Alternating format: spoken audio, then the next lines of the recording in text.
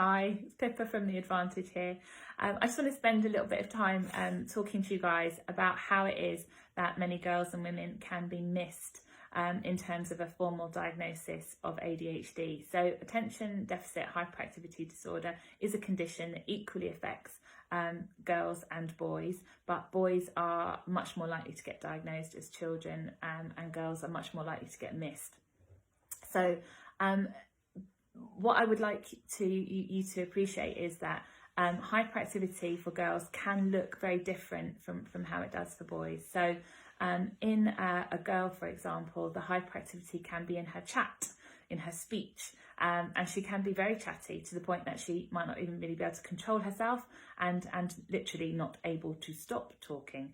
She may interrupt a lot, she may call out, she may excessively use 100 words when 10 would do, but that can fit with the expectation we have of girls and women to be social creatures, to be communicative, and therefore, although it might be tiresome, it's not ringing any sort of clinical bells and being noticed in that way. Also, we can be very emotionally hyperactive, so we can be very sensitive creatures, feeling things very deeply, good things as well as bad things, but feeling it very deeply, and it can be a bit of an emotional roller coaster, and that can be just on in the same day or even the same hour you could have a great big high and a crashing low. So there can be a lot of emotional hyperactivity going on. Also, we tend to have very busy brains, so we might be having a conversation with you, but in our heads we will be attending to other projects, other lists, other plans, the weather, oh look, a squirrel. Our brains will be managing many other tasks at the same time. But I guess that unless you are in the woman's or girl's brain, why would you know that?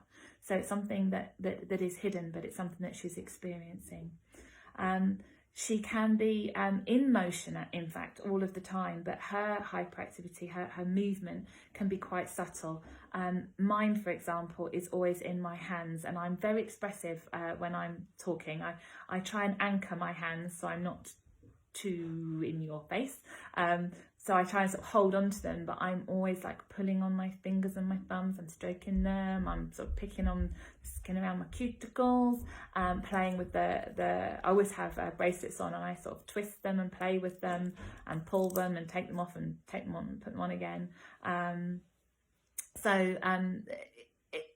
The movement is always present, but it's not big. But the need to move is always is there, and if we are trying to concentrate on not moving, if we tell ourselves we cannot move, it's going to be very hard for us to achieve whatever it is that we're supposed to be achieving.